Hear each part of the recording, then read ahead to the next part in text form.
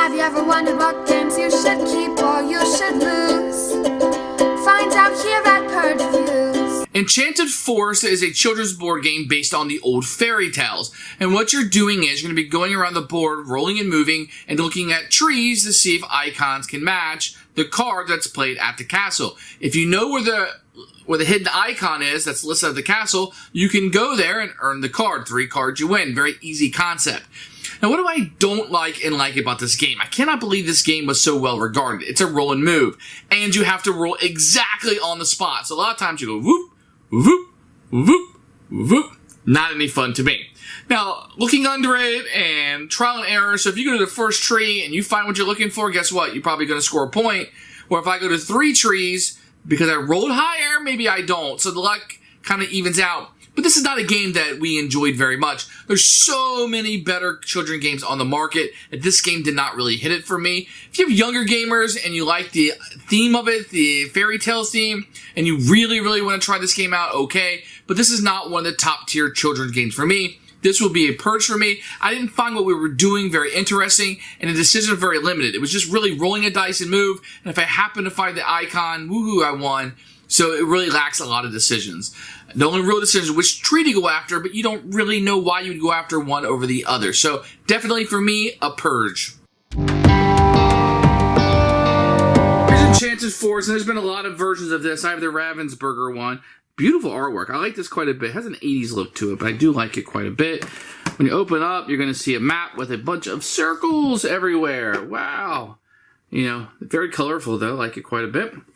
It's got a lot of details on it too. See the carrot, the pumpkin carriage, a lot of little hidden things. Not a lot, but some you can see in there.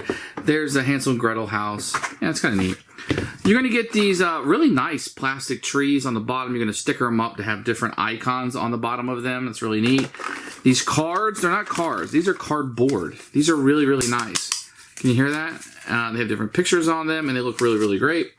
These pawns are really cool. I've seen these used in other games, these little guys with hats, but, you know, they're not meeples, but they have this little charm to them, if you will.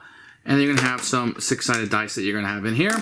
Pictures inside of this look very, very great. Hard for me to argue with it at all. Great job. I don't have a picture of the rules here. I had to use a PDF of it because we lost ours.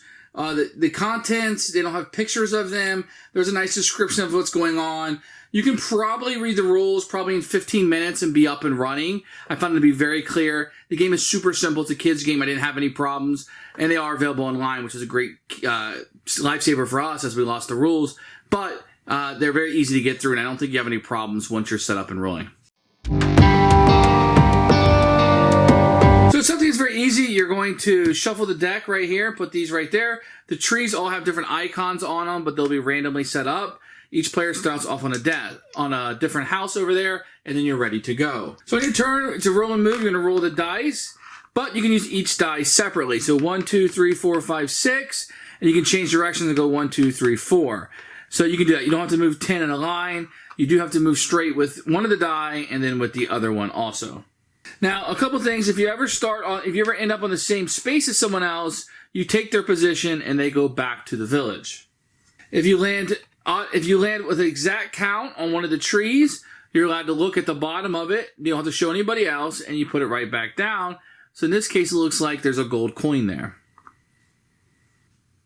Now, the top card of this deck will be turned over, so this is what you're looking for, which is the star. So if you're able to find this location, which I did not, then you'd be able to find it. Let's see if I can find it really fast. So this would be the star location. So if let's say Orange had got over here, found the star location where he knows where the card is now. Now, then what you'll do is you'll start racing over to the key. You may not want to let people know that you know because they might try to jump on you and send you all the way back. But if you land on the spot with the key, then you can show the tree, and if you are correct, you will have earned the card. Then you get to keep this card, and the next one is turned over, and you do the same thing again. If you happen to know where it's at, then you can definitely take a peek. And if you're wrong, then you will not move on. And you would move straight back to the village if you are incorrect. Now, if you ever roll doubles on here, you can use magic if you choose. You can move your piece to any unoccupied blue space and look under the tree. So I roll doubles. I can go anywhere and look underneath the tree. Or you can move towards the castle to the first space beyond the stone bridge, which is right here, this lucky shoehorn. Or you can change the lucky card. You can get rid of this and put another card out, putting this one back on the bottom of the shelf, because you might know where this one is and not know where the other one is. The first person to correctly get 3 of these cards will be the winner of the game. And that's how you play Enchanted Forest. Who should buy this game? This is one of those kids' games I'd probably try before I buy. I felt like that it looks like it had decisions, but it really didn't. But who should buy this game is the question. If a little kid likes fairy tales, if you like that memory aspect and rushing and racing, if you're looking for a roll and move, but you want something that does a little bit different, maybe this would do that for you. I'd probably recommend a different game for you, but this one sits here. It's going to be a Purge for me.